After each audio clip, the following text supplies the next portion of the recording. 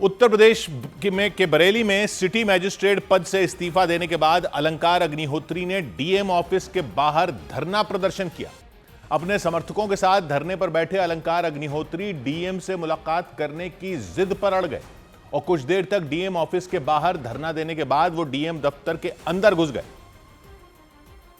देखिए, भारी police force यहाँ पर तैनात है। इसी सिस्टम का ये अलंकार अग्निहोत्री कभी हिस्सा हुआ करते थे, लेकिन आज भी है, आज खुद ही आज ये सिस्टम को चुनौती देने पर लगे हुए हैं। क्या कुछ डीएम अविनाश सिंह के चेंबर के सामने अलंकार अग्निहोत्री के समर्थकों ने देश भर में यूनिवर्सिटियों को मान्यता देने वाली संस्था यूजीसी के खिलाफ नारेबाजी शुरू कर दी।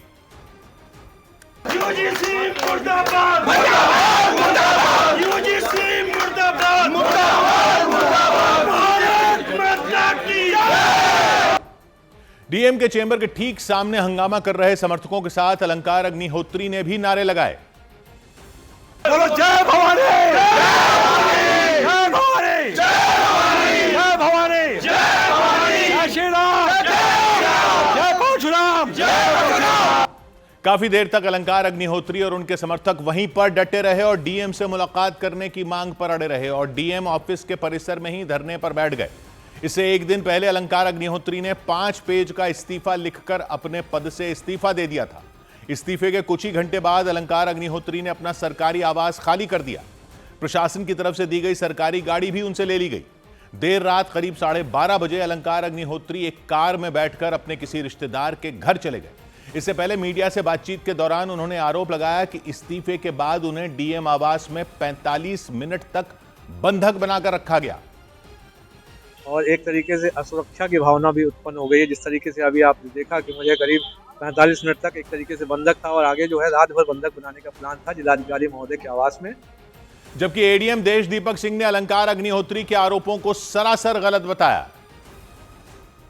तीनों एडीएम थे, एडीएम प्रशासन, एडीएम हमारे सिटी और कप्तान साहब, डीएम साहब, सब लोग थे और मतलब उनको कॉफ़ी भी पिलाई गई। कॉफ़ी टेबल पर अच्छे से बात हुई, बस उनका व्यू जाना गया और बात हुई उनसे और ऐसी कोई बात नहीं हुई कि उनको बंधक बनाया गया है। अलंकार अग्निहोत्री के इस्तीफे के बाद बरेली प्रशासन भी एक्शन में आ गया और अलंकार अग्निहोत्री का इस्तीफा मंजूर होने से पहले ही उनको सस्पेंड करने का आदेश जारी कर दिया गया। उनके खिलाफ यह कार्रवाई अनुशासनहीनता के आरोप में की गई। इतना ही नहीं, राज्य नियुक्ति विभाग ने कमिश्नर को मामले की जांच सौंप दी। इसके साथ ही अलंकार अग्निहोत्री को जांच पूरी होने तक शामली के डीएम ऑफिस से अटैच कर दिया गया। देर रात ही उनके सरकारी आवास पर निलंबन का नोटिस भी चिपका दिया गया था। हालांकि इस कार्रवाई पर अलंकार अग्निहोत्री ने सवाल उठाए और कोर्ट जाने की बात कह दी। ये जब उनकी साजिश विफल हो गई तब उन्होंने आनंद फानन देर रात उन्होंने यह ऑर्डर जारी किया। इसके खिलाफ जो है हम लोग जो है माननीय उच्च न्यायालय और माननीय सुप्रीम कोर्ट में न्याय के लिए जाएंगे। नियमों के मुताबिक कोई भी अफसर इस्तीफा मंजूर होने तक राज्य शासन के खिलाफ कोई भी बयानबाजी नहीं कर सकता। नियम नहीं मानने पर उसे निलंबित या बर्खास्त किया जा सकता है और प्रशासन के मुताबिक अलंकार अग्निहोत्री के मामले में ऐसा ही हुआ। हालांकि प्रशासन की कार्रवाई के बीच बरेली के सिटी मैजिस्ट्रेट पद से इस्तीफा देने वाले अलंकार अग्निहोत्री के समाजवादी पार्टी में जाने की अटकलें तेज हो गई। खबर है कि इस्तीफा देने के कुछ ही घंटे बाद समाजवादी पार्टी के वरिष्ठ नेता और विधानसभा के नेता विपक्ष माता प्रसाद पांडे ने उनसे फोन पर बात की। बातचीत के दौरान अलंकार अग्निहोत्री ने उन्हें अपने इस्तीफे के बारे में जानकारी दी। ट्रांसफर कैसे हैं भाई? कहाँ आ गए? समाज के लिए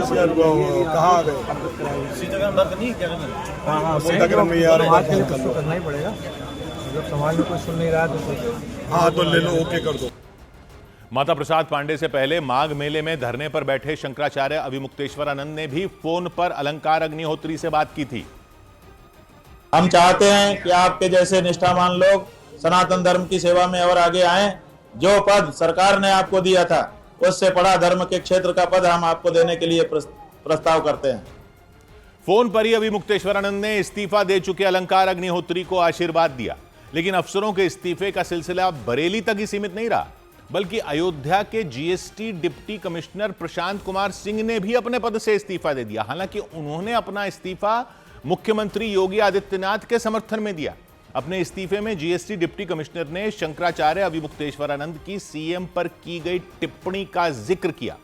उन्होंने यह दावा करते हुए इस्तीफा दिया कि वो इससे बहुत आहत हुए और मुख्यमंत्री का अपमान बर्दाश्त नहीं कर सकते।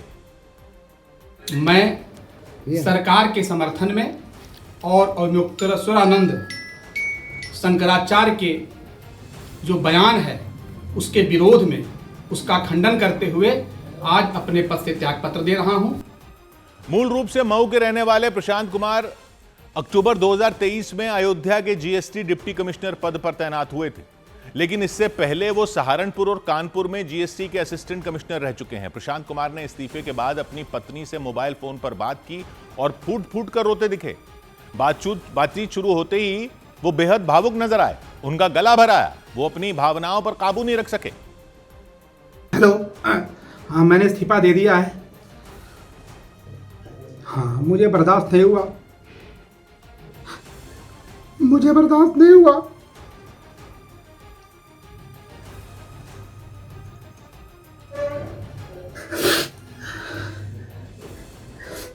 जिसका नमक खाते हैं उसका सिला अदा करना चाहिए, मुझे बर्दाश्त नहीं हुआ। प्रशांत कुमार सिंह ने बताया कि बीते कुछ दिनों से उनके मन में उथल पुथल चल रही थी। उनके मुताबिक मुख्यमंत्री के खिलाफ लगातार हो रही अपमानजनक टिप्पणियों की वजह से उन्होंने अपने पद से इस्तीफा देने का फैसला कर लिया। सौभाग्य की बात यह कि अब तो सरकारी अफसर सीधा पॉलिटिकल मुद्दों पर इस्तीफे देने लग गए हैं।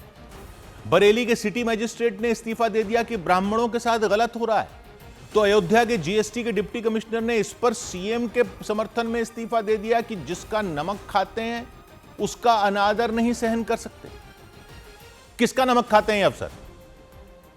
नेताओं का नमक कैसे खाते हैं ये पब्लिक सर्विस में है ना, पब्लिक के पैसे से तनख्वाहें जाती है ना इनकी। ये इस्तीफे दे रहे हैं नेताओं के समर्थन में कि उनका नमक खाते हैं। नेता किसी भी पद पर हो तब भी सरकारी पद का नमक नहीं खाते हो आप पब्लिक का नमक खाते हो। नमक हलाली दिखानी है तो पब्लिक के दिखाओ। पुल गिर जाए तो इस्तीफे नहीं देते, स्कूलों में टीचर ना हो तो इस्तीफा नहीं देते, पीने के पानी में सीवर का पानी आ जाए तो इस्तीफा नहीं देते।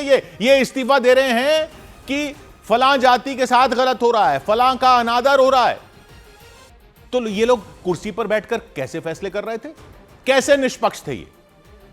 फिर तो अच्छा ही हुआ अगर ऐसे लोगों ने इस्तीफा दे दिया। ये अब चुनाव नहीं लड़ेंगे, ये टिकट नहीं मांगेंगे नेताओं से जिनके समर्थन में कह रहे हैं कि इस्तीफा दे रहे हैं।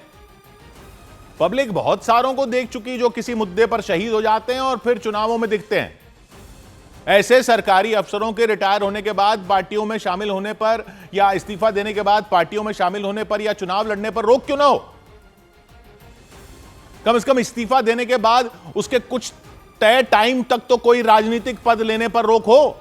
एक तो होता है कि किसी अफसर के अनुभव का फायदा उठाए कोई राजनीतिक पार्टी, क्योंकि उसको प्रशासन का अनुभव होता है या वो किसी चीज का एक्सपर्ट होता है, वो तो पब्लिक को समझ में आता है। लेकिन ये जो इस्तीफा देकर सीधा पार्टियों के एजेंडा को ही पकड़ लेते हैं, वो भी पब्लिक को अच्छी तरह से समझ में आता है। 100 बात की एक बात। इधर यूपी के प्रयागराज पहुंचे कंप्यूटर बाबा ने शंकराचार्य अविमुक्तेश्वरानंद का समर्थन कर दिया। प्रयागराज के माघ मेले में पहुंचे कंप्यूटर बाबा ने शंकराचार्य स्वामी अविमुक्तेश्वरानंद से मुलाकात की। बातचीत के बाद वो भी अपने शिष्यों के साथ अविमुक्तेश्वरानंद के समर्थन में धरने पर बैठ गए। उन्होंने उत्तर प्रदेश सरकार और मेला प्रशासन पर कई गंभीर आरोप लगाए। लाखों संत इकट्ठा, सबका कहना है कि सनातन के साथ गलत हो रहा है, संत समाज के साथ गलत हो रहा है। शंकराचार्य स्नान नहीं कर पाए, इसलिए पूरा संत समाज दुखी है। गुजरात के पूर्व मुख्यमंत्री शंकर सिंह वाघेला ने प्रयागराज माघ मेले में शंकराचार्य स्वामी अविमुक्तेश्वरानंद से मुलाकात की। उन्होंने मौनी अमावस्या के दिन हुए विवाद की पूरी जानकारी शंकराचार्य से ली। गुजरात के पूर्व सीएम ने प्रशासन के रवैये पर नाराजगी जाहिर की। राजस्थान की राजधानी जयपुर में गो संसद नाम के संगठन से जुड़े लोगों ने शंकराचार्य अविमुक्तेश्वरानंद के समर्थन में डीएम दफ्तर तक मार्च निकाला। उन्होंने प्रयागराज के माघ मेले में स्नान के लिए पहुंचे शंकराचार्य और उनके शिष्यों को रोके जाने पर नाराजगी जताई। उधर उत्तराखंड के ऋषिकेश में उस वक्त अफरा तफरी मच गई जब गंगा में स्नान के दौरान एक पर्यटक अचानक डूबने लग गए। उन्हें डूबता देख तुरंत वहां मौजूद एक राफ्टिंग गाइड उनकी मदद के लिए पहुंच गया और उसने बिना देर किए नदी में छलांग लगा दी और फिर एक रस्सी की मदद से डूब रहे उस व्यक्ति को किसी तरह किनारे पर लाया गया। इसके बाद कुछ लोग उन्हें पानी से बाहर निकालने में जुट गए।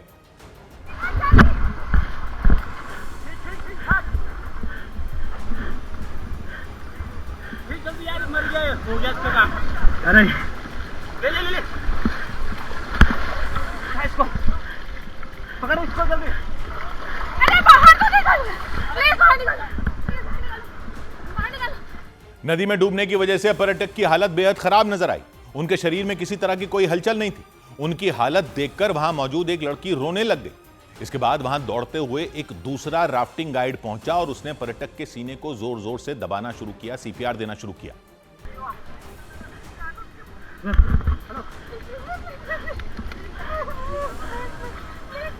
वेट वेट वेट वेट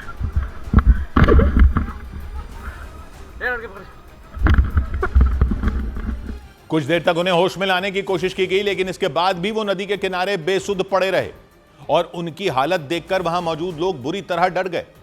थोड़ी देर बाद वहां एक दूसरा आदमी पहुंचा और उसने भी पर्यटक के सीने को तेजी से दबाना शुरू कर दिया, जबकि उसका एक साथी पर्यटक के मुंह को खोलने में जुट गया ताकि वो सांस ले सकें।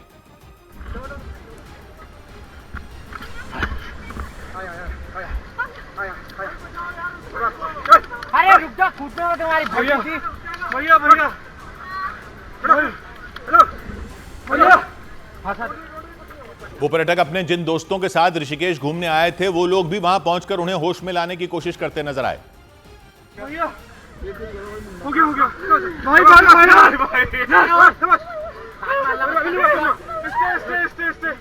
भैया भैया स्टे भैया उतार ले मुझे साथ ले भैया उतार ले मुझे। वेरी गुड भाई। लगातार कोशिश करने के बाद भी जब वो पर्यटक होश में नहीं आए तो उनके साथ आए लोग बुरी तरह घबरा गए, क्योंकि लाख कोशिश के बाद भी पर्यटक के शरीर में कोई हलचल नहीं दिखाई दी। वो बेहोश पड़े रहे। इसकी वजह से उनके साथ आए लोगों को किसी अनहोनी का डर सताने लग गया।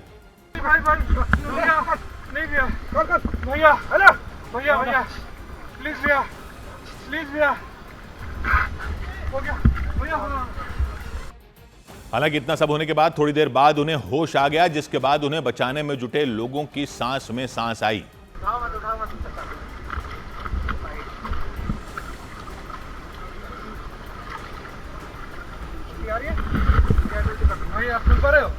भाई कुछ बोलो भाई। लेकिन होश में आने के बाद भी वो सदमे में नजर आए। सदमे की वजह से वो कुछ बोल भी नहीं पा रहे थे, जबकि राफ्टिंग गाइड समेत वहां मौजूद कई लोग उन्हें यह दिलासा दे रहे थे कि वो ठीक और सुरक्षित हैं। भैया भैया इधर देखना भैया, इधर देखो भैया भैया भैया हेलो हेलो अरे सुनो अरे ठीक हो आप? ठीक है ठीक हो आप? बाद में लोगों ने उनके हाथों और पैरों को रगड़ना शुरू किया।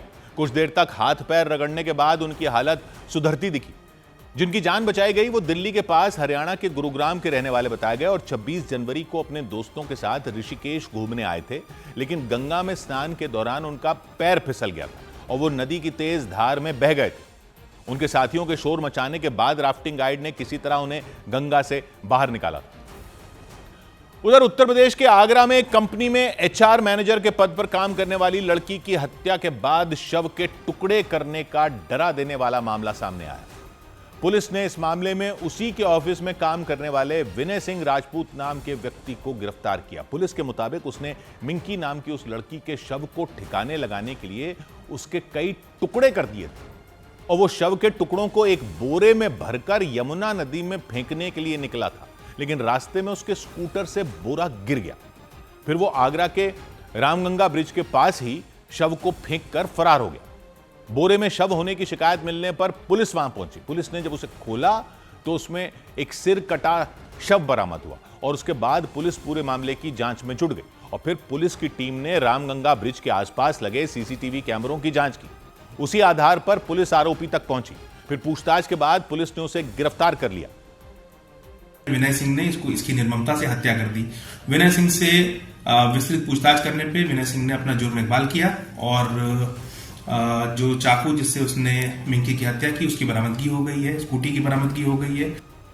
पुलिस के मुताबिक आरोपी ने लड़की पर चाकू से कई हमले किए और उसने कपड़ों और मोबाइल को एक नाले में फेंकने की बात बताई। और जब इसकी खबर मिंकी के परिवार वालों तक पहुंची तो उन्हें गहरा सदमा लगा, क्योंकि वो उसे लापता समझ रहे थे। उन्होंने थाने में उसकी गुमशुदगी की रिपोर्ट भी दर्ज करवाई थी। उन लोगों का आरोपी विनय सिंह राजपूत की गिरफ्तारी पर भी उनको हैरानी हुई, क्योंकि उनके मुताबिक वो उनके साथ मिलकर मिंकी को खोजने का नाटक कर रहा था। उन्होंने आरोपी विनय के साथ कई और लोगों पर इस मामले में शामिल होने का आरोप लगाया और पुलिस से शव का कटा हुआ सिर खोजने की मांग की। उसका सर कहाँ है, उसका और पार्ट कहाँ है, तो आप ये पूछिए ना। आप प्रशासन है, पुलिस है, आपको अथॉरिटी है, तो आप अपनी तरीके से किसी भी टेक्निक से आपको पूछिए। बस हमको अपनी बहन का सर चाहिए, वो सर कहाँ। परिवार वालों ने पुलिस से आरोपी के खिलाफ कड़ी से कड़ी कार्रवाई करने की मांग की। इधर हरियाणा के नूंह में एक लड़के ने गुस्से में अपनी मां पर धारदार हथियार से हमला कर दिया। हरियाणा के नूंह में एक लड़के पर अपनी मां के पैर काटने का आरोप लगा। पुलिस के मुताबिक वो लड़का अपनी मां की दूसरी शादी से नाराज था, इसीलिए उसने उन पर हमला कर दिया। इसके बाद वो फरार हो गया। पुलिस ने केस दर्ज कर उसकी तलाश तेज कर दी। महाराष्ट्र के पुणे में एक महिला पर आरोप लगा कि उन्होंने अपने 11 साल के बेटे की गला रेत कर हत्या कर दी। इसके अलावा अपनी बेटी को भी घायल कर दिया। पुलिस ने आरोपी महिला को हिरासत में ले लिया और हत्या के पीछे की वजह पता लगाने में जुट गई। गैंगस्टर गोल्डी बराड़ के माता पिता को पंजाब पुलिस ने श्री मुक्तसर साहिब से गिरफ्तार कर लिया। पुलिस ने ये कार्रवाई 2024 में दर्ज किए गए जबरन वसूली और जान से मारने की धमकी देने के आरोपों पर की। सतनाम सिंह नाम के व्यक्ति ने 27 नवंबर 2024 को यह केस दर्ज करवाया था। उधर मुंबई के पास महाराष्ट्र के ठाणे में एक फ्लाईओवर के डिजाइन को लेकर सवाल खड़े हो गए। ठाणे के मीरा भाईंदर में एक नया पुल तैयार किया गया। फरवरी महीने में इस पुल का उद्घाटन होने वाला है, लेकिन हैरानी की बात यह देखी कि यह पुल आधा 4 लेन का है, आधा 2 लेन का है। यानी यह पुल फ्लाईओवर के बीच में जाकर अचानक 4 लेन से 2 लेन का हो जाता है। शुरू में यह पुल चौड़ा दिखाई दिया, लेकिन एक जगह पर आकर यह पुल संकरा हो गया। इस पुल की 2 लेन फ्लाईओवर के बीच में ही खत्म हो गई, जबकि 2 लेन आगे तक बनाई गई। दूर से देखने में यह पुल किसी क्रिकेट बैट के जैसा लग रहा था, जो ऊपर से संकरा और नीचे से चौड़ा होता गया। इस पुल की तस्वीरें सामने आते ही लोगों ने पुल बनाने वाले इंजीनियर का मजाक उड़ाना शुरू कर दिया और कुछ लोग तो मजाक में माला लेकर उस फ्लाईओवर पर पहुंच गए। उन्होंने उस फ्लाईओवर के बीचों बीच माला चढ़ाई और हाथ जोड़कर प्रणाम किया।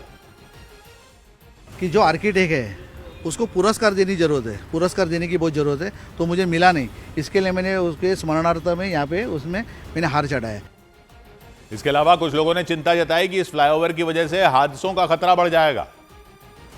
सिंगल लाइन में डबल गाड़ियां चलेगी तो एक्सीडेंट तो होगा, ट्रैफिक भी होगा। कल के लिए अगर ये हादसा अगर होगा तो इसकी जवाबदारी कौन लेगा?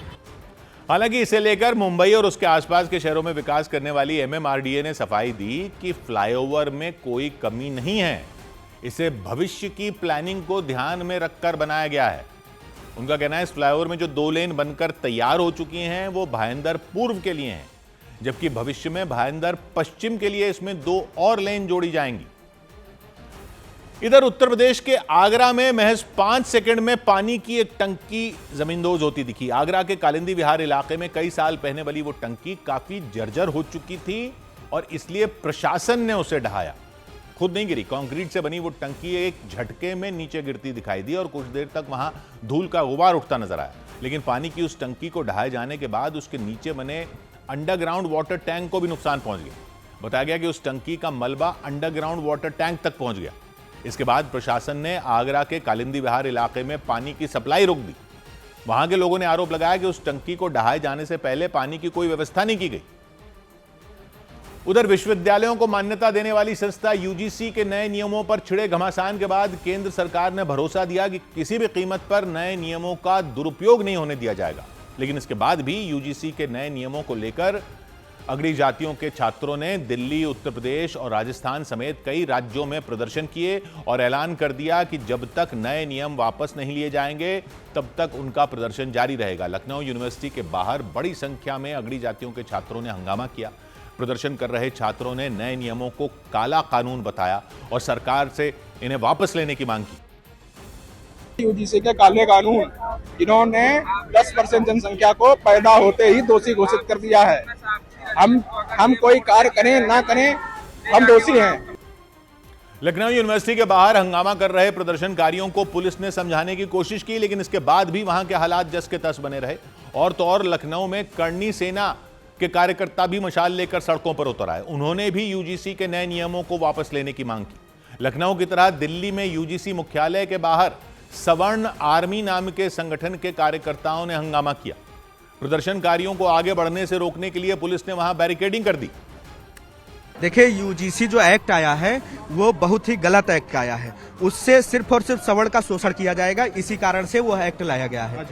हालांकि केंद्रीय शिक्षा मंत्री धर्मेंद्र प्रधान ने भरोसा दिया कि यूजीसी के नए नियमों की वजह से किसी के साथ कोई अत्याचार या भेदभाव नहीं होगा। भेदभाव नहीं होगा, कोई डिस्क्रिमिनेशन के नाम पे किसी को भी मिसयूज करने का अधिकार नहीं रहेगा। सरकार की तरफ से भरोसा दिए जाने के बाद और यूजीसी के चेयरमैन से बातचीत के बाद सवर्ण आर्मी नाम के संगठन के कार्यकर्ताओं ने तो प्रदर्शन खत्म कर दिया, लेकिन दिल्ली और लखनऊ में नहीं बल्कि यूपी के सहारनपुर में भी यूजीसी के नए नियमों का विरोध हुआ। विरोध जताने के लिए ब्राह्मण और क्षत्रिय समुदाय के लोग सड़कों पर उतर आए। उनके संगठन प्रदर्शन कर रहे लोग हाथों में यूजीसी का काला कानून वापस लो लिखे बैनर लिए नजर आए। इसी तरह गोरखपुर यूनिवर्सिटी में अगड़ी जातियों के छात्रों ने यूजीसी के नए नियमों को लेकर प्रदर्शन किया।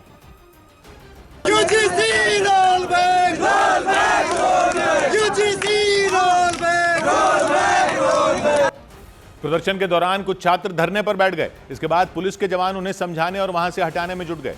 राजस्थान के दौसा में भी अगड़ी जातियों के समुदायों ने लोगों ने डीएम ऑफिस के बाहर हाथों में बैनर और पोस्टर लेकर विरोध जताया। अभी तो यंग रही है, आगे वोट रही है, अभी तो यंग रही है, आगे वोट रही है। प्रदर्शन कर रहे लोगों ने यूजीसी के नए नियम वापस नहीं लेने पर पूरे देश में आंदोलन करने की चेतावनी दी और यूजीसी के जिन नए नियमों को लेकर घमासान मचा है उनका नाम promotion of equity in higher education institution regulations 2026 है। इनके तहत कॉलेजों और यूनिवर्सिटियों में जाति आधारित भेदभाव रोकने के लिए विशेष समितियां, हेल्पलाइन और मॉनिटरिंग टीमें बनाने के निर्देश दिए गए। ये टीमें खासतौर पर SC, ST और OBC छात्रों की शिकायतों को देखेंगी। सरकार ने दावा किया कि ये बदलाव उच्च शिक्षा संस्थानों में निष्पक्षता और जवाबदेही लाने के लिए किए गए। लेकिन अगड़ी जातियों के छात्रों ने दावा किया कि नए नियम यूनिवर्सिटी कैंपस में उनके खिलाफ भेदभाव को बढ़ावा दे सकते हैं। दावा यह भी किया गया कि झूठी शिकायत करने वालों पर नए नियमों में किसी तरह की कोई कार्रवाई का प्रावधान तय नहीं किया गया, जबकि पहले झूठी शिकायत करने वालों को आर्थिक दंड या फिर कॉलेज से सस्पेंड करने का प्रावधान था। लेकिन लागू हुए नए नियमों से इसे हटा लिया गया। इस सबके बीच उत्तर प्रदेश के अयोध्या में जगत गुरु परमहंस आचार्य ने भी यूजीसी के नए नियमों को लेकर मोर्चा खोल दिया। उन्होंने इसे लेकर प्रधानमंत्री नरेंद्र मोदी को एक चिट्ठी लिखी। उसमें उन्होंने नए नियमों को वापस लेने की मांग की और ऐसा नहीं करने पर इच्छा मृत्यु देने की अपील की। हे देश के माननीय प्रधानमंत्री नरेंद्र मोदी जी, आप या तो यूजीसी की नए नियमावली को वापस कर लीजिए या मुझे इच्छा मृत्यु की अनुमति प्रदान कर दीजिए। उन्होंने सरकार को नियमों को वापस लेने के लिए 40 दिन का समय भी दिया। जगत गुरु परमहंस आचार्य ने आशंका जताई कि यूजीसी के नए नियमों की वजह से देश में जातिवाद को बढ़ावा मिलेगा, जिससे देश के हालात बिगड़ सकते हैं। सौ बात की एक बात यह कि एक तो वैसे ही शर्म की बात है कि देश में कॉलेजों में इस बात के नियम बनाने की जरूरत है, कॉलेजों में, कि जाति को लेकर भेदभाव ना हो। लेकिन भेदभाव रोकने वाले नियमों में ही भेदभाव के आरोपों पर आग लग गई। पढ़ाई लिखाई से तो जातिवाद खत्म होना था ना। तो अगर कॉलेजों में भी नहीं हुआ है तो यानी इससे शर्मनाक तो कुछ हो ही नहीं सकता। लेकिन अगर बिना किसी डर के शिकायत हो सके वो रास्ता खोलना मकसद था, तो ये आरोप क्यों लग रहे हैं कि ये नियम सिर्फ SC, ST, OBC के लिए शिकायत का रास्ता खोल रहे हैं और अगड़ी जातियों के छात्रों की भी कोई शिकायत हो सकती है तो वो सोचा ही नहीं गया। उसका कोई ठोस प्रावधान नहीं है, इस बात पर बवाल मच गया। और जब भी देश में सख्त से सख्त नियम बनाने की बात होती है या सख्त से सख्त कार्रवाई करने की मांग होती है, तो ऐसा कानून क्यों बना दिया जाता है जिस पर आरोप लगाया जाए वही साबित करे कि आरोप गलत है। आरोप लगाने वाले को साबित नहीं करना होता, जिस पर आरोप लगते हैं उसको खुद को निर्दोष साबित करना होता है। यानी देश के कानून के आधार से उलट आधार पर बनते हैं ऐसे सारे नियम कानून जिनमें सख्त कार्रवाई की मांग की जाती है। लेकिन ऐसे सारे नियमों का दुरुपयोग भी तो होता है, वो हम देख ही चुके हैं। वो इन नए यूजीसी नियमों में भी इसी बात पर बवाल है। सरकार कह रही है दुरुपयोग नहीं होने देंगे, लेकिन इसी बात पर बवाल है कि जातिवाद का आरोप तो लगेगा। जाहिर सी बात है, अगड़ी जातियों के छात्रों पर आरोप भी उन पर लगेगा और साबित भी उनको ही करना होगा कि आरोप गलत हैं। अगर आरोप गलत हैं तो यह इसलिए किया गया ताकि आरोप लगाने वाले डरे नहीं किसी से। तो वो डर मिटाने के लिए दुरुपयोग वाले डर का रास्ता खुल गया। तो यह सब नियम बनाने से पहले डिस्कस भी तो हुआ होगा, सारे पक्षों की बात सुनी तो गई होगी ना। ऐसे ही थोड़ी नियम बना दिए। तो फिर यह क्यों हो रहा? जातिवाद सीरियस प्रॉब्लम है, यह तो सही बात है, लेकिन ऐसा भी तो नहीं मानकर नियम बनाए जा सकते कि अगड़ी जातियों के सारे लोग जातिवादी होते हैं। अगर पिछड़ी जातियों के सारे लोग ऐसे नहीं होंगे जो झूठी शिकायतें करें, तो अगड़ी जातियों के भी सारे लोग थोड़ी ऐसे होंगे जो जातिवाद फैलाने निकलते हो। 100 बात की एक बात। उधर बिहार के पूर्णिया में एक कारोबारी की गोली मारकर हत्या किए जाने से सनसनी मच गई। बिहार के पूर्णिया में दो पक्षों के बीच हुए झगड़े में समझौता कराने गए एक कारोबारी की दिन दहाड़े गोली मारकर हत्या कर दी गई। सोशल मीडिया पर एक लड़की का वीडियो डालने को लेकर झगड़ा हुआ था। इस मामले में पुलिस ने केस दर्ज कर गोली मारने वाले लोगों की तलाश शुरू कर दी। जिस तरीके से बिहार में और पूर्णिया में इन दिनों घटनाएं घट रही है, यह निंदनीय है और निश्चित रूप से प्रशासन को सख्ती से निपटना चाहिए। छत्तीसगढ़ के दंतेवाड़ा में पुलिस ने एक गुप्त सूचना के आधार पर ग्राम गुफा इलाके में नक्सलियों का लगाया एक प्रेशर कुकर बम बरामद कर लिया। इसके बाद उस बम को बम निरोधक दस्ते की मदद से सुरक्षित तरीके से नष्ट कर दिया गया।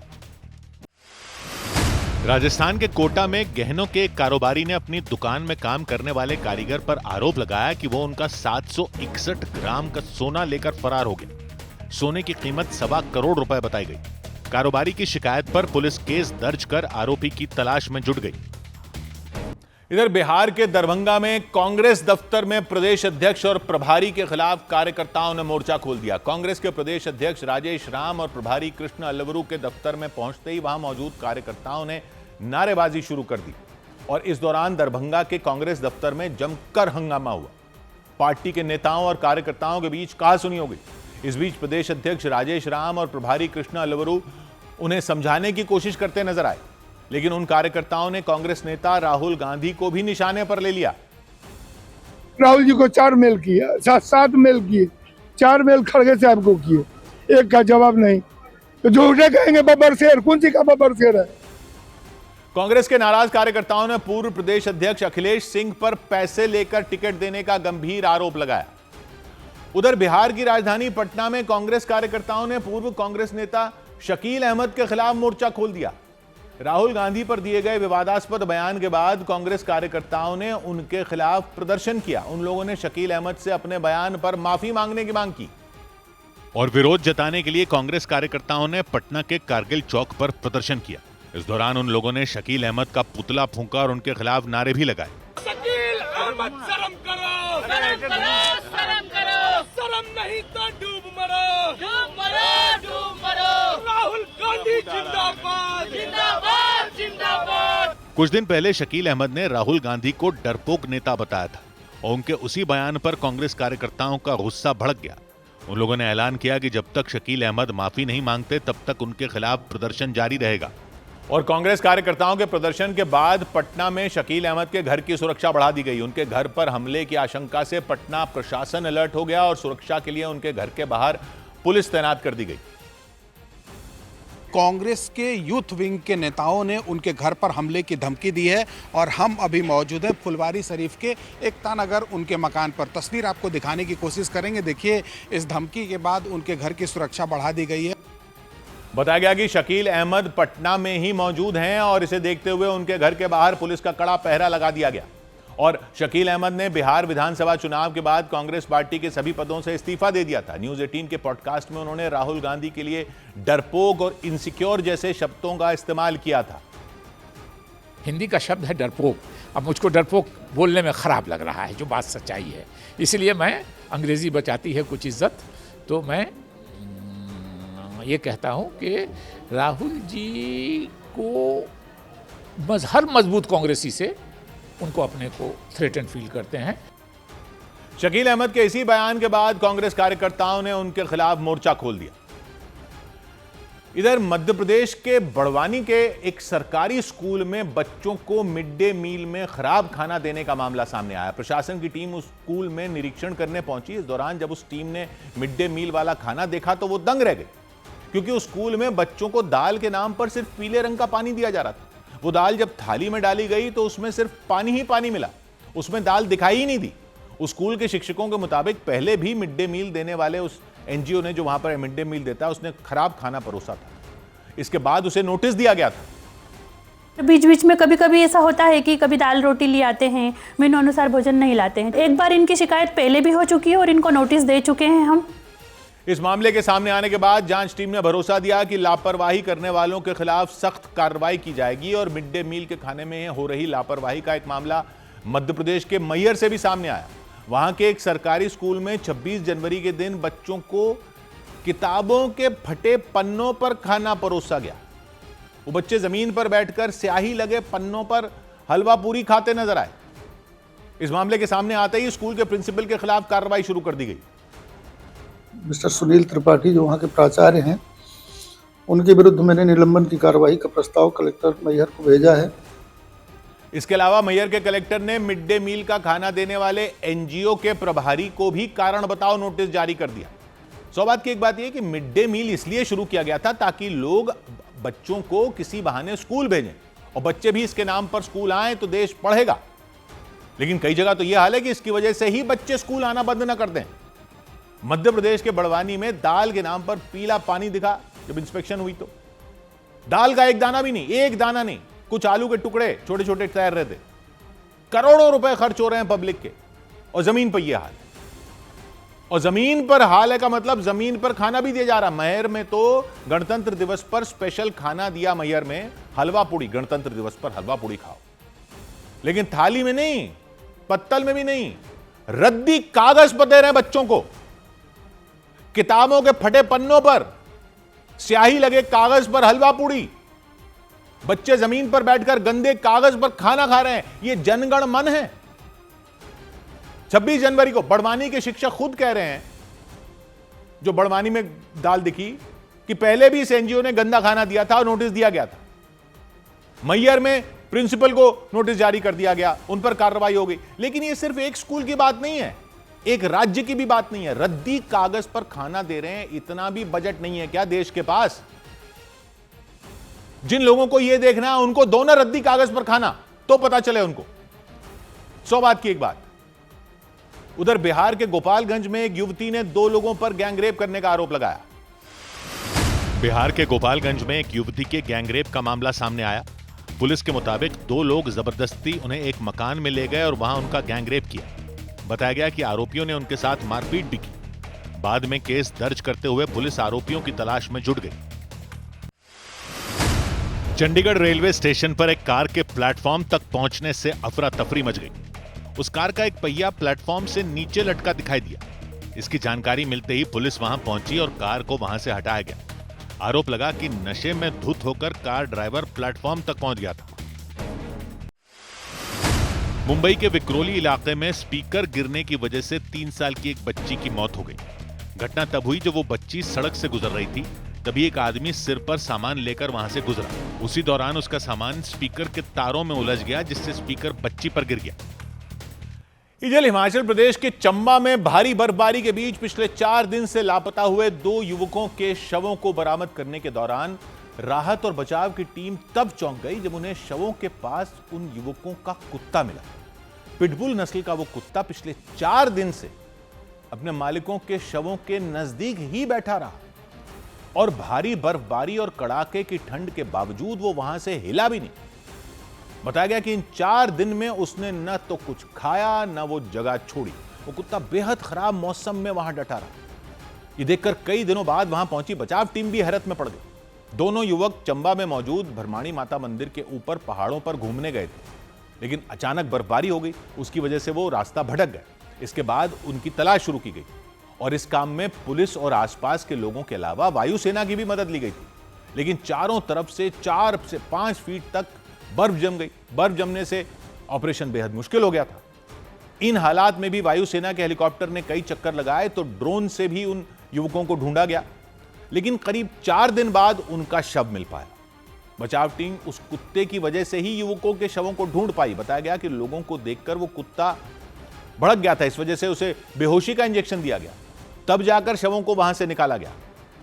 बाद में पूरे इलाके में उस कुत्ते की चर्चा शुरू हो गई। जो अपने मालिकों की आखिरी सांस तक उनका पहरेदार बना रहा।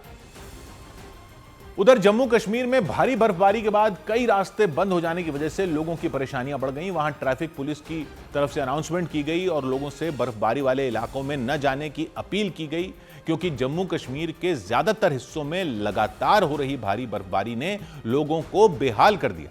रामबन जिले में जम्मू कश्मीर नेशनल हाईवे पर ट्रकों की लंबी कतार नजर आई। दूर दूर तक सिर्फ बर्फ का कब्जा दिखाई दिया।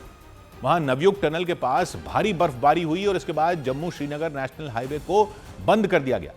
रामबन की तरह जम्मू कश्मीर के राजौरी में भी बर्फबारी लोगों के लिए बड़ी मुसीबत बन गई। वहां सड़क के किनारे कई फीट तक बर्फ जमी नजर आई और सड़क पर जगह जगह गाड़ियां फंस गईं। जम्मू कश्मीर के बारामूला में तो मकानों की छतें बर्फ से लदी नजर आईं। मकानों के बाहर रास्तों पर इतनी बर्फ जमा दिखी कि लोगों का चलना मुश्किल हो गया। वहां मकानों के साथ सड़क के किनारे लगे बड़े बड़े पेड़ भी बर्फ से ढके दिखाई दिए। बारामूला के साथ डोडा और बडगाम जिले में भी बर्फबारी आफत बन गई। बडगाम के कुछ इलाके तो बर्फ के मैदान में तब्दील हो गए। कश्मीर घाटी में बर्फबारी का सिलसिला जारी है। बालाई इलाकों में करीब 1 से 2 फीट ताज़ा बर्फ गिरी है। बालाई इलाकों में पहले ही 4 दिन पहले हैवी बर्फबारी हुई थी, लेकिन अब फिर से बर्फबारी का सिलसिला शुरू हुआ है। जम्मू कश्मीर के उधमपुर में ट्रैफिक पुलिस ने गाड़ियों को रोकने के लिए अनाउंसमेंट शुरू कर दी। गाड़ियां रोकने के लिए आगे बर्फबारी शुरू हो चुकी है, लिहाजा आप लोगों से रिक्वेस्ट है कि आप अपनी अपनी जगह पर रुक जाएं, कोई भी आगे निकलने की कोशिश न करे। वहां पुलिस ने अनाउंसमेंट कर लोगों से बर्फबारी वाले इलाकों में न जाने की अपील की, ताकि लोगों को भारी जैम से बचाया जा सके। और जम्मू कश्मीर की तरह ही हिमाचल प्रदेश में भी बर्फबारी ने हालात मुश्किल बना दिए। मनाली के सोलंग नाला में हर तरफ सफेद चादर बिछी नजर आई है। वहां बर्फबारी के साथ बारिश ने भी लोगों की दिक्कतें बढ़ा दी। हिमाचल प्रदेश में मनाली ही नहीं बल्कि शिमला के ऊपरी इलाके नरकंडा में भी भारी बर्फबारी हुई, जबकि लाहौल और स्पीति में बर्फबारी की वजह से कुछ पर्यटक रास्ते में फंस गए। वहां अटल टनल से पहले बर्फबारी में फंसे उनमें 2 पर्यटकों को पुलिस ने बाहर निकाला। हिमाचल प्रदेश में मौसम विभाग ने और भारी बर्फबारी के साथ बारिश का अलर्ट जारी किया। चंबा, कांगड़ा, कुल्लू के ऊंचे इलाकों में हल्की बारिश और बर्फबारी की संभावना जताई गई। और पहाड़ी इलाकों में हो रही बर्फबारी के बीच दिल्ली एनसीआर में बारिश हो गई और उसने ठिठुरन बढ़ा दी।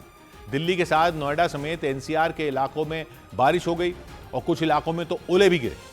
ठंड काफी बढ़ गई, तापमान 8 डिग्री सेल्सियस तक पहुंच गया। इन इलाकों में सुबह हल्की बारिश शुरू हुई, दोपहर तक रुक रुक कर होती रही, लेकिन शाम को एक बार फिर बारिश शुरू हो गई और तेज हवाओं ने लोगों का घरों से निकलना मुश्किल कर दिया। 30 से 40 किलोमीटर प्रति घंटा की रफ्तार से हवाएं चलती रहीं। मौसम विभाग ने दिल्ली एनसीआर में बारिश का अलर्ट जारी कर दिया। आशंका जताई गई कि आने वाले कुछ दिनों में तापमान और गिर सकता है। इसके साथ ही कड़ाके की ठंड भी लोगों को परेशान कर सकती है। उधर मध्य प्रदेश के रतलाम में एक दुकान में हुए तेज धमाके में 4 लोग झुलस गए।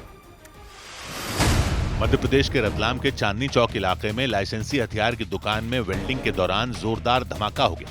हादसे में 4 लोग झुलस गए, उन्हें इलाज के लिए इंदौर रेफर किया गया। जम्मू में पेंसिल बनाने वाली एक फैक्ट्री में आग लगने से अफरा तफरी मच गई। फैक्ट्री के अंदर लगी आग देखते ही देखते पूरी फैक्ट्री में फैल गई। इसकी वजह से वहां रखा सारा सामान और मशीनें जल गईं। जयपुर में एक मंदिर की सीढ़ियों पर एक कार के पहुंचने से अफरा तफरी के हालात बन गए। घटना बिरला मंदिर में हुई। आरोप लगा कि कार सवार लोगों ने स्टंट करने के चक्कर में यह हरकत की। हालांकि वहां मौजूद पुलिस ने इस मामले में केस दर्ज कर लिया।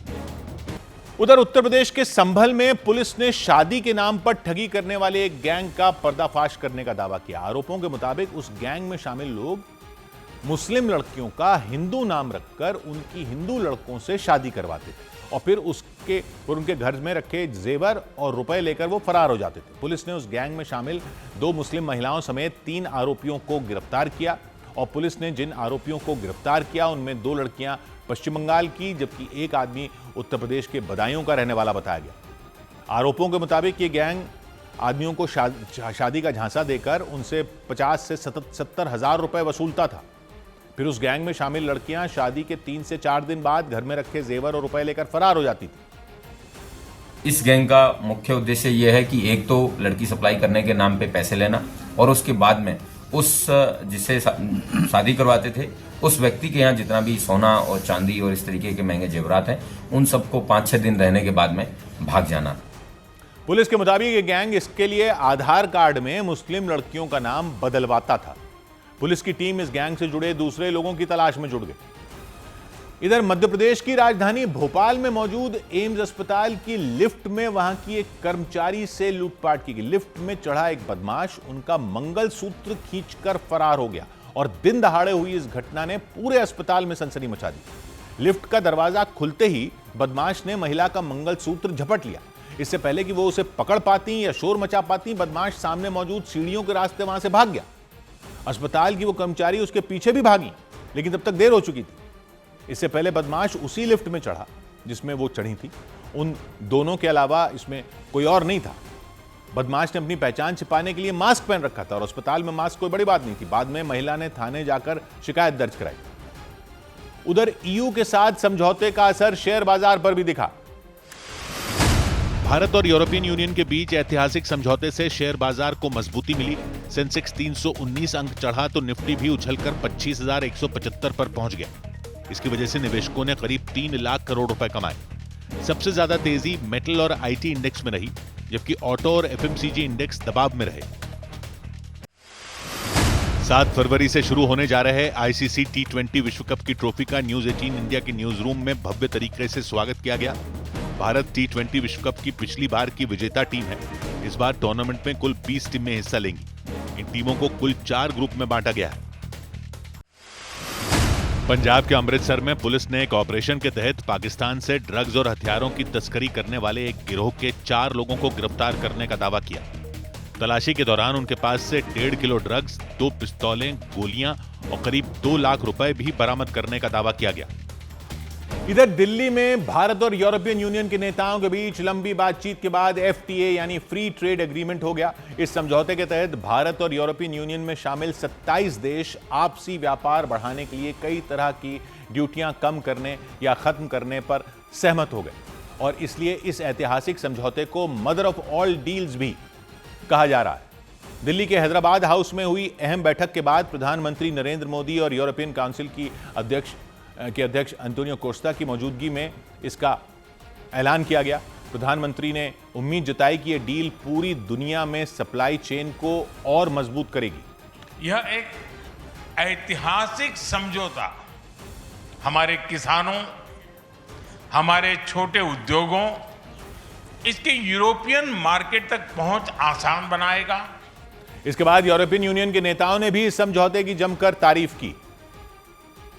Outcomes are crucial milestone on the longer path. We look forward to continuing the journey together, as always. इस बैठक में यूरोपियन कमीशन की अध्यक्ष भी मौजूद रहीं और इस डील के तहत भारत यूरोप से आने वाली कई चीजों पर लगने वाली ड्यूटी को कम करने या उन्हें पूरी तरह खत्म करने पर सहमत हो गया। यही नहीं, फैसला लिया गया कि यूरोप से आने वाली करीब 97% चीजों पर ड्यूटी में कटौती की जाएगी। इसके तहत लग्जरी गाड़ियां जैसे मर्सिडीज और BMW समेत दूसरी कारों पर जो 110% ड्यूटी लगती है उसे घटाकर सिर्फ 10% किया जाएगा।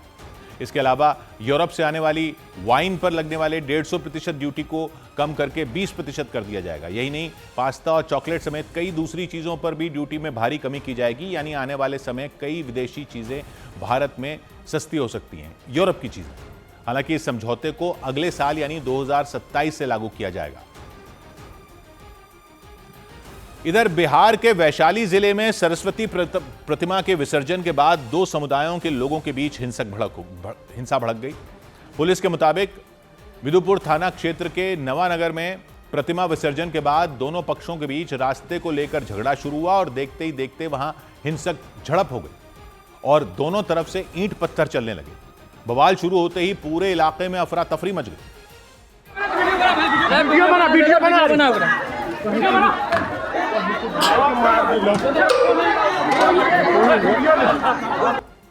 पुलिस के मुताबिक पथराव में दोनों पक्ष के लोगों को चोट आई। घायलों को अस्पताल भेजा गया। पुलिस ने बताया कि नवानगर बाजार में प्रतिमा विसर्जन के रास्ते को लेकर झगड़ा हुआ था। कि वहां पे जो अन्य समुदाय का जो लड़का था उसके घर के पास में ट्रैक्टर लगा था, जिससे रास्ता संकीर्ण हो गया। संकीर्ण होने के बाद उन लोग के द्वारा जो है ट्रैक्टर हटाने की बात को लेकर बकझक हुआ और उसी में मारपीट किया गया। बवाल की खबर मिलते ही पुलिस और प्रशासन के अफसर वहां पहुंच गए। पूरे इलाके में फोर्स तैनात कर दी गई। पुलिस ने हालात सामान्य होने का दावा किया। उधर उत्तर प्रदेश के चंदौली में मूर्ति विसर्जन के दौरान जुलूस का रूट बदलने पर बवाल हो गया। जानकारी के मुताबिक कुछ लड़के सरस्वती पूजा के बाद गाने बजाते हुए मूर्ति विसर्जन के लिए जा रहे थे। इस दौरान पुलिस ने पहले गाने की आवाज कम करवाई और फिर जुलूस का रूट बदलने को कह दिया। इस बात पर वो लड़के पुलिस से भिड़ गए। इसकी जानकारी मिलते ही पूर्व विधायक मनोज कुमार सिंह वहां पहुंच गए और उनकी वहां मौजूद पुलिस से जोरदार बहस हो गई।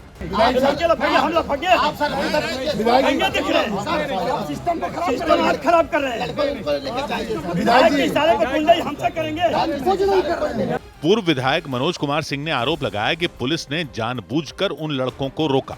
सीधे जाने के लिए नहीं रोका गया था, इधर जाने के लिए रोका गया था क्योंकि 7 बजे से लड़के परेशान हैं। 1.5 लाख रुपया लगा के बच्चा लाए हैं। परमिशन क्यों दिया जी आप लोग? परमिशन नहीं दिया होता। इसके बाद हंगामा और बढ़ गया। पुलिस और पूर्व विधायक के बीच बहस बढ़ती चली गई और उन्होंने एक दूसरे पर आरोप लगाने शुरू कर दिए। पुलिस ने आरोप लगाया कि पूर्व विधायक के समर्थकों ने पुलिस की तरफ से लगाई गई बैरिकेडिंग तोड़ दी, जबकि पूर्व विधायक इन आरोपों से इनकार करते रहे। 3 जगह आपको जानकारी है?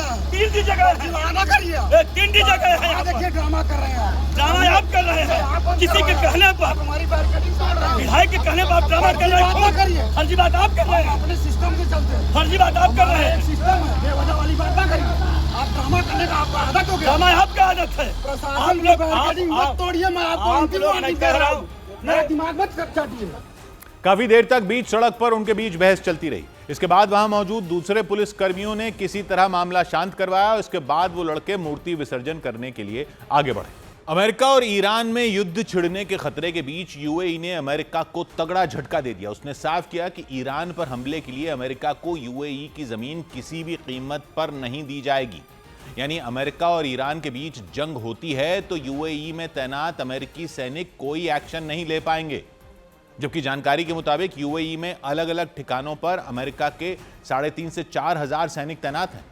ऐसे में ईरान से लोहा लेने में उनकी भूमिका अहम मानी जा रही थी, क्योंकि ईरान और यूएई के बीच सबसे कम दूरी 55 किलोमीटर के आसपास है। दोनों देशों को फारस की खाड़ी अलग करती है।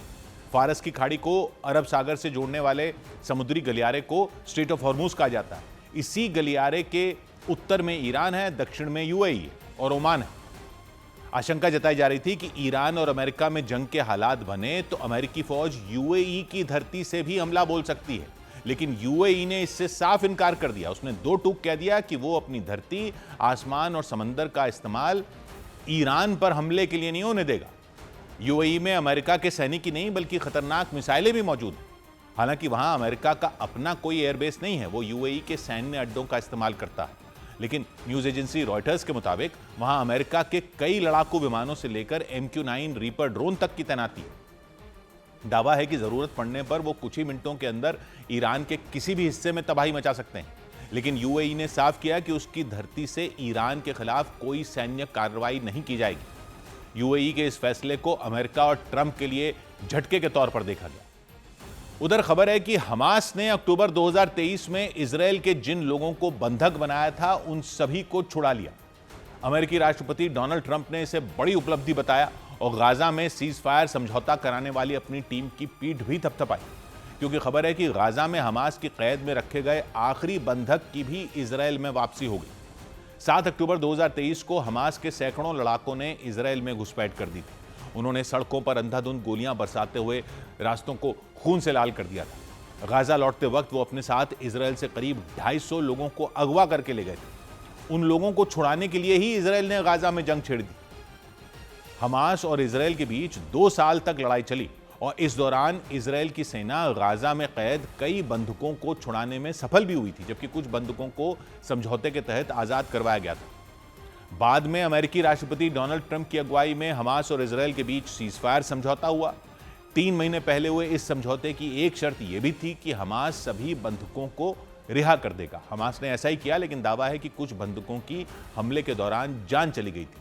ऐसे में उनके बारे में किसी को कोई जानकारी नहीं थी। गाजा में बमबारी रुकने के बाद इजरायल की सेना ने वहां बड़े पैमाने पर तलाशी अभियान चलाया और आखिरी बताए जा रहे बंधक के शव को भी बरामद कर लिया। बताया गया कि अगवा किए जाने के 843 दिन बाद उस बंधक का शव इजरायल पहुंचा। उधर रूस ने जारी जंग के बीच यूक्रेन के ओडेसा शहर में इस साल का सबसे भयंकर हमला कर दिया। खबर है कि रूस की सेना ने वहां एक ही इलाके को निशाना बनाकर 50 से ज्यादा आत्मघाती ड्रोन बरसा दिए और बम की तरह फटने वाले वो ड्रोन जहां भी गिरे वहां तबाही मच गई। भीषण हमले के बाद यूक्रेन के ओडेसा में चीख पुकार मच गई, क्योंकि यूक्रेन ने आरोप लगाया कि पुतिन की सेना ने वहां आधी रात के वक्त रिहायशी इमारतों पर बारूद की बारिश कर दी। ओडेसा के जिस इलाके में ड्रोन फटे वहां हर तरफ बर्बादी का मंजर दिखाई दिया। हमले की जद में आने वाली दर्जनों इमारतों के परखचे उड़ गए, उनकी दीवारों से लेकर छत तक ढह गई। इस बीच मलबे में कई लोगों के फंसे होने की जानकारी मिली और सूचना मिलते ही वहां पहुंची राहत बचाव टीम ने उन लोगों की तलाश शुरू की। इस दौरान एक मकान में फंसे लोगों को निकालने के लिए उसके दरवाजे को काटना पड़ गया। राहत बचाव टीम ने मलबे के नीचे दबे कई लोगों को सुरक्षित निकाल लिया, लेकिन जानकारी के मुताबिक रूस के इस ड्रोन हमले में 2 लोगों की जान चली गई और 20 से ज्यादा लोग घायल हो गए। यह हमला काला सागर के उत्तरी किनारे पर मौजूद यूक्रेन के ओडेसा शहर में किया गया। युद्ध की शुरुआत से ही ओडेसा रूस के निशाने पर रहा है, लेकिन दावा किया गया कि बीती रात वहां इस साल का सबसे खतरनाक हमला किया गया और इस हमले की चपेट में आने से 40 से ज्यादा इमारतें बर्बाद हुई। उधर चीन से तनाव के बीच ताइवान की सेना जंग की तैयारियों को परखने में जुट गई। उसने मिलिट्री ड्रिल के जरिए दुश्मन का नामो निशान मिटाने का अभ्यास किया और अपने सबसे खतरनाक हथियारों की ताकत दिखाई। ताइवान की इस ड्रिल में उसके लड़ाकू हेलीकॉप्टरों ने भी हिस्सा लिया। ताइवान के सैनिकों ने हेलीकॉप्टर के जरिए दुश्मन के इलाकों में उतरने और फिर वहां आमने सामने की जंग लड़ने की तैयारियों को धार दी। ये ड्रिल ऐसे समय पर की गई जब पिछले महीने चीन ने ताइवान को चारों तरफ से घेर कर समुद्र में युद्ध अभ्यास किया था। चीन की सेना ताइवान की सरहद के पास पहुंच गई थी। इसकी वजह से वहां कई दिनों तक टकराव के हालात बने रहे थे और माना जा रहा है कि चीन से लगातार बढ़ रहे खतरे को देखते हुए ही ताइवान ने अपनी सैन्य तैयारियों को मजबूत करने का काम तेज कर दिया। उसकी मिलिट्री ड्रिल में हाईमार्स यानी high mobility artillery rocket system भी शामिल हुआ। इसे दुनिया के सबसे खतरनाक रॉकेट सिस्टमों में एक माना जाता है और ताइवान को यह सिस्टम अमेरिका से मिला है। हाईमार्स की मदद से 300 किलोमीटर दूर मौजूद दुश्मन के ठिकाने को भी मिट्टी में मिलाया जा सकता है। यानी इस सिस्टम के जरिए ताइवान से 160 किलोमीटर दूर मौजूद चीन के कई इलाकों में तबाही मचाई जा सकती है, क्योंकि ताइवान को अपना हिस्सा बताने वाला चीन उसे बार बार धमकियां देता रहा। लेकिन ताइवान ने साफ कर दिया कि अगर चीन ने हमला किया तो उसे मुंहतोड़ जवाब दिया जाएगा। इधर जम्मू कश्मीर के उधमपुर में सड़क हादसे में सीआरपीएफ के एक जवान समेत 4 लोगों की मौत हो गई। जम्मू कश्मीर के उधमपुर में जम्मू श्रीनगर नेशनल हाईवे पर हुए भीषण सड़क हादसे में एक सीआरपीएफ जवान समेत 4 लोगों की मौत हो गई। हादसा खैरी इलाके में हुआ। बताया गया कि सीआरपीएफ जवान बस में सवार होकर छुट्टी पर घर जा रहे थे, लेकिन रास्ते में बस की टक्कर एक गाड़ी से हो गई। पटना में रेत से भरे एक ट्रक ने एक मोटरसाइकिल सवार को कुचल दिया और इस हादसे में उस मोटरसाइकिल सवार की जान चली गई। इस दौरान उस ट्रक ने डीएसपी की गाड़ी को भी टक्कर मारी और आरोप लगा कि इस हादसे के बाद उसका ड्राइवर वहां से भाग निकला। गुजरात के अरवली में हाईवे पार कर रहा एक लड़का तेज रफ्तार कार देखकर घबरा गया और अचानक उस कार के सामने ही आ गया। इसकी वजह से कार ने उसे जोरदार टक्कर मार दी और वो हवा में उछलकर नीचे गिर गया। इसके बाद वो गाड़ी सड़क के बीच बने डिवाइडर पर चढ़ गई। सौ बात की एक बात यह कि मंदिरों की शुद्धता बनी रहे, उस पर इतना बवाल मचता है, तो इस पर बवाल क्यों नहीं मचता कि हवा की शुद्धता भी बनी रहे, पानी की शुद्धता भी बनी रहे। वो तो शुक्र है कि थोड़ी सी बारिश हो गई अभी दिल्ली में, तो हवा बहुत खराब वाली कैटेगरी से सुधरकर, बहुत खराब से सुधरकर खराब वाली कैटेगरी में आ गई। तो 26 जनवरी की परेड में यूरोप के मेहमानों के सामने पूरी बेइज्जती होने से बच गई। नहीं तो विदेशी मीडिया में ट्रेड डील से ज्यादा तो हमारा पोल्यूशन ही छाया रहता। लेकिन हमें क्या शर्म भी आना बंद हो गई है। दिल्ली में जब हवा काली आंखों को दिखने लगे, काली होती हुई आंखों को दिखने लग जाती है ना, तब बस थोड़ा सा शोर मचा देती। और हवा में काला धुआं इसलिए दिखता है क्योंकि सर्दियों में दिल्ली में हवा चलनी बंद हो जाती है, रुक जाती है, तो प्रदूषण आंखों को दिखना शुरू हो जाता है। लेकिन अभी सर्दियां खत्म हो जाएंगी, सब भूल जाएंगे, ऐसे जैसे इसका तो कुछ किया ही नहीं जा सकता। और क्या हुआ इंदौर में? पानी खराब हो गया, लोग मर गए। पानी खराब में लोग मर गए। कुछ लोग आरोप लगा रहे हैं कि अब भी मरे जा रहे हैं, लेकिन पब्लिक अपने काम में लग गई है।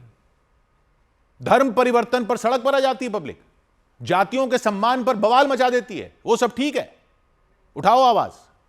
लेकिन देश की गाड़ी को आगे बढ़ने से रोकने पर प्रदूषण ने ब्रेक लगा रखी है, उस पर कोई फर्क क्यों नहीं पड़ रहा आपको? स्विट्जरलैंड के दावोस में अभी जो वर्ल्ड इकोनॉमिक फोरम की बैठक हुई, उसमें गीता गोपीनाथ ने क्या कहा पब्लिक ने ध्यान भी नहीं दिया। जिनको पता चला वो भी सुनकर आगे बढ़ गए। आईएमएफ जो है, अंतर्राष्ट्रीय मुद्रा कोष, उसकी मुख्य अर्थशास्त्री होती थी गीता गोपीनाथ, अब हार्वर्ड में प्रोफेसर हैं और नाम से ही सब समझ ही जाते हैं कि खुद भारतीय मूल की हैं।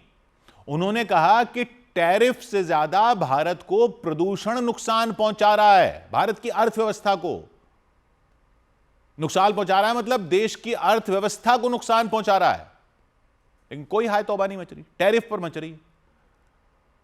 वर्ल्ड बैंक की रिपोर्ट कहती है भारत में प्रदूषण अगर आधा हो जाए तो जीडीपी लगभग 4.5% बढ़ जाए। मतलब समझ रहे हैं आप, सब लोगों की कमाई बढ़ जाए, सब लोगों की खुशहाली बढ़ जाए, सब लोगों की जेब में ज्यादा पैसा आ जाए अगर प्रदूषण आधा भी हो जाए तो।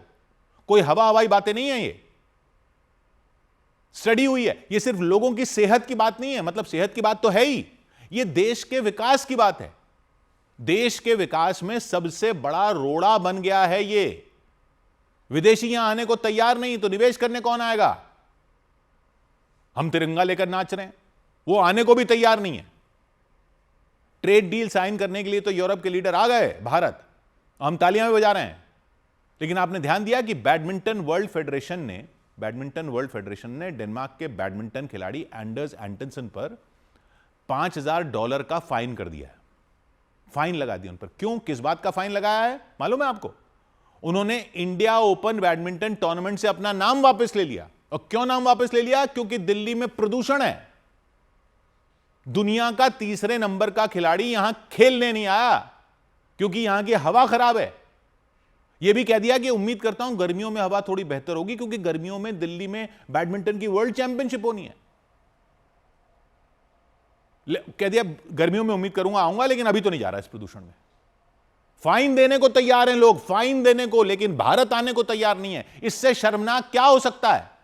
और शर्म को छोड़िए, ऐसे कैसे आगे बढ़ेंगे हम? वर्ल्ड बैंक कह रहा है हर साल भारत में प्रदूषण से 17 लाख लोग मर रहे हैं। प्रदूषण से जो कुछ भी होता है, 17 लाख लोग।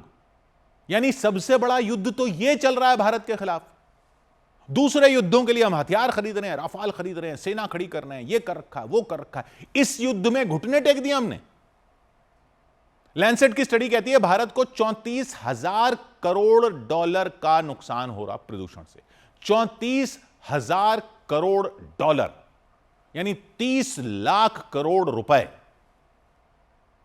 हम 150 करोड़ लोग हैं भारत में, 30 लाख करोड़ का नुकसान हो रहा है देश को, यानी हर भारतीय को 20,000 रुपए का नुकसान हो रहा है। हर भारतीय को इतना बड़ा नुकसान हो रहा है, लेकिन किसी को कोई फर्क नहीं पड़ रहा। हम चादर साफ करके कचरा पलंग के नीचे डाल देते हैं, सोफे को साफ करके गंदगी उसके पीछे डाल देते हैं। ऊपर से लीपा पोती करने से अंदर क्या है वो बदलने वाला थोड़ा ही है। सबसे साफ शहर था ना इंदौर, हम कूड़ा उठाने को ही सफाई मान रहे थे और पीने के पानी के पाइप में सीवर का पानी आ गया, नाली का पानी आ गया। स्वास्थ्य की इमरजेंसी बनी हुई है देश में, लेकिन वोट देंगे हम जाति पर। मंदिरों में दूसरे धर्म के लोग नहीं आने चाहिए, भले ही घरों पर सीवर का पानी आ जाए। पिछड़े वर्ग के लोगों को भी SC/ST एक्ट जैसी श्रेणी में कैसे डाल दिया यूजीसी के नियमों में। भले ही खराब हवा को देखकर निवेशक भारत में निवेश करने से पीछे हट रहा है। कौन आकर रहेगा यहां पर? हम हर चीज को तो ऊंच नीच में बदलने के एक्सपर्ट बन गए। पानी खराब है तो हम तो मिनरल वाटर की बोतल ले लेंगे, आम आदमी नहीं ले सकता तो वो भाड़ में जाए, हमें क्या। हम घर में RO लगवा लेंगे, आम आदमी नहीं लगवा सकता तो भाड़ में जाए, हमें क्या। हम गाड़ी में भी एयर प्यूरिफायर लगा लेंगे, आम आदमी बस में चल रहा है तो वो जाने, हमें क्या। बीमार पड़ जाएंगे तो हमने तो हेल्थ इंश्योरेंस ले रखा है और आम आदमी को भी तो मिल रहा है अब आयुष्मान बीमा सरकार का। तो प्रॉब्लम क्या है? अभी शोर मचा रखा था लोगों ने कि एयर प्यूरिफायर पर GST नहीं लगनी चाहिए।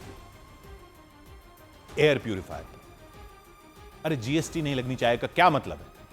ये नहीं मांग रहे कि हवा साफ करो, ये मांग रहे हैं कि प्यूरिफायर पर GST कम करो। अरे एयर प्यूरिफायर होना ही क्यों चाहिए? RO मशीन किचन में होनी क्यों चाहिए? सीधा नल में पीने लायक पानी क्यों नहीं आना चाहिए? इतने गरीब देश थोड़े ही हम कि ये भी नहीं कर सकते। यूरोप कर रहे हैं ना हम। इतनी बड़ी अर्थव्यवस्था, उतनी बड़ी अर्थव्यवस्था, तो वहां तो लोगों ने पानी के फिल्टरों घरों में देखे भी नहीं, नाम भी नहीं सुना होता उनके घरों में पानी के फिल्टर का। सीधे नल से पानी पीते हैं वो। वहां तो एयर प्यूरिफायर का नाम भी नहीं सुना किसी ने, क्योंकि जरूरत ही नहीं पड़ती। हमने इसमें भी स्टेटस सिंबल बना लिए हैं कि घर में प्यूरिफायर लगा है, घर में लगा है, दफ्तर में भी प्यूरिफायर लगा है, गाड़ी में भी प्यूरिफायर लगा है। बड़े आदमी हो गए आप, ऊंच नीच कर दो हर जगह। अरे हमारी इन्हीं हरकतों ने, ऊंच नीच ने पूरी दुनिया हमारे खिलाफ कर दी है। विदेशी कंपनियां भारत में निवेश करने की बात करती हैं तो वहां के अफसर यहां आने को तैयार नहीं होते। पता है आपको कि भारत में पोस्टिंग होती है ना जिन विदेशियों की, वो एक्स्ट्रा भत्ता लेते हैं कि भारत में जा रहे हैं, यहां आकर रहने का एक्स्ट्रा भत्ता लेते हैं कि यहां कौन रहेगा इतने प्रदूषण में। और विदेशियों की छोड़िए, जो भारतीय विदेशों में काम करते हैं ना, अगर उनकी कंपनियां भी उनको कहती हैं, भारतीयों को, कि भारत में उनके ऑफिस में जाकर काम कीजिए, तो वो खुद अपने देश में आने से मना कर देते हैं कि हमारी पोस्टिंग वहां मत लगाओ। विदेशी खिलाड़ी तो आने से मना कर ही रहे हैं। हमारे अपने खिलाड़ी अब दिल्ली जैसी जगहों पर प्रैक्टिस नहीं करते, दूसरे शहरों में बस रहे हैं जाकर। लेकिन आप वोट दोगे इस पर? कोई पार्टी वोट मांगती भी नहीं इस पर, क्योंकि उसको पता है कि पब्लिक इस पर वोट देगी नहीं। देश में अफसर इस्तीफे दिए जा रहे हैं कि सीएम का अपमान हो गया, वो सहन नहीं कर सकते। अरे देश की जो नाक कट रही है, इस काले धुएं में लोग आने को मना कर रहे हैं, उस पर दो रहे इस्तीफा। वो अपमान नहीं दिखता आपको? सामने से बिल्ली को आते देखकर कबूतर आंख बंद कर लेता है तो बिल्ली गायब नहीं हो जाती। आंखें खोलो। 100 बात की एक बात। उधर इटली के सिसिली आइलैंड पर पहाड़ खिसकने से कई मकान खतरे में आ गए।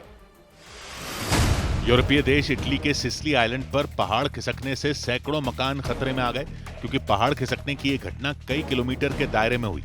खतरे को देखते हुए वहां करीब 1500 लोगों को सुरक्षित जगहों पर पहुंचाया गया। झारखंड के पलामू में पुलिस ने अवैध रूप से चल रही एक मोबाइल फैक्ट्री का पर्दाफाश करने का दावा किया। पुलिस के मुताबिक चोरी छिपे ये फैक्ट्री पांकी थाना क्षेत्र के खाप सरौना गांव में चलाई जा रही थी। छापेमारी में 300 से ज्यादा मोबाइल फोन और भारी मात्रा में मोबाइल फोन के पुर्जे बरामद किए गए। दिल्ली के एक 5 सितारा होटल पर प्रियंका रॉय नाम की लड़की ने पुलिस में एफआईआर दर्ज करवा दी। उन्होंने आरोप लगाया कि होटल का खाना खाने के बाद उनकी तबीयत बिगड़ गई थी। उन्होंने खाने में जहरीला पदार्थ मिलाए जाने की आशंका जताई। लड़की की शिकायत पर पुलिस ने जांच शुरू कर दी। इधर बिहार के जहानाबाद में गणतंत्र दिवस के दिन जलेबी बांटने को लेकर विवाद इतना बढ़ गया कि कुछ लोगों ने जमकर मारपीट और तोड़फोड़ कर दी। वहां के एक गांव के मुखिया ने समारोह के दौरान गांव वालों में बांटने के लिए 100 किलो जलेबी मंगवाई, लेकिन झंडा भराने के बाद जलेबी पाने को लेकर ऐसी होड़ मच गई कि कई लोग आपे से बाहर हो गए। जिन्हें जलेबी नहीं मिल पाई, उनका गुस्सा मुखिया की गाड़ियों पर उतर गया।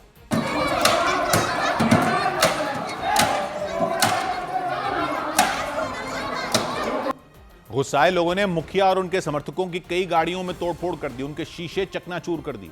कुछ मोटरसाइकिलों को भी जमीन पर पटक दिया गया। कई महिलाएं भी इस हंगामे में शामिल रहीं।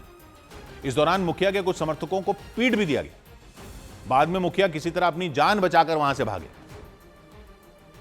उधर मध्य प्रदेश के शहडोल में एक जिम के अंदर हुई मारपीट से दहशत मच गई। पुलिस के मुताबिक कुछ लड़के जिम में अश्लील गाने बजा रहे थे। वहां मौजूद एक लड़की ने उनसे आवाज कम करने को कहा, लेकिन उन्होंने उसे अनसुना कर दिया। इसके बाद उस लड़की के एक दोस्त ने भी उन लड़कों से आवाज धीमी करने की अपील की, लेकिन इस बार वो भड़क गए और उन्होंने उसे मारना शुरू कर दिया। 4 से 5 लड़के उसे घेर कर मारते नजर आए। उन्होंने उसे जमीन पर पटककर बेरहमी से मारा। यह देखकर वो लड़की गुस्से में आ गई और उसने उनमें एक लड़के को थप्पड़ जड़ दिया। इसके बाद उनके बीच धक्का मुक्की हो गई। आरोप लगा कि उन लड़कों ने डंबल से उस लड़के के सिर पर वार किया, जिसकी वजह से वो घायल हो गया। पुलिस ने आरोपियों के खिलाफ केस दर्ज कर लिया। उधर हिमाचल प्रदेश के बिलासपुर में गोरक्षक दल नाम के संगठन ने 2 ट्रकों से बड़ी संख्या में गायें बरामद करने का दावा किया। हिमाचल प्रदेश के बिलासपुर में गोरक्षक दल नाम के संगठन ने चंडीगढ़ मनाली हाईवे पर 2 ट्रकों को पकड़ने का दावा किया गया, जिनके अंदर से बड़ी संख्या में गाय बरामद की गई, ऐसा दावा किया गया। इस मामले में पुलिस ने गो तस्करी के आरोप में 2 लोगों को गिरफ्तार कर लिया, जबकि उनके 2 साथी भाग निकले। कर्नाटक की राजधानी बेंगलुरु में कुछ लोगों ने एक युवक का अपहरण करने की कोशिश की। उस युवक ने विरोध किया और शोर मचाया तो आसपास मौजूद लोग वहां पहुंच गए और उन्होंने उन बदमाशों के चंगुल से उसे बचा लिया। हालांकि इस दौरान सभी बदमाश वहां से फरार हो गए। उत्तराखंड में समान नागरिक संहिता कानून लागू होने का 1 साल पूरा होने पर राजधानी देहरादून में कार्यक्रम का आयोजन किया गया। मुख्यमंत्री पुष्कर सिंह धामी ने इस मौके पर समान नागरिक संहिता कानून के फायदे गिनवाए। एक नए युग की शुरुआत भी हुई है, महिलाओं की सुरक्षा भी होगी इससे और उनका सशक्तिकरण भी होगा। हर क्षेत्र में उनको आगे बढ़ने का अवसर मिलेगा।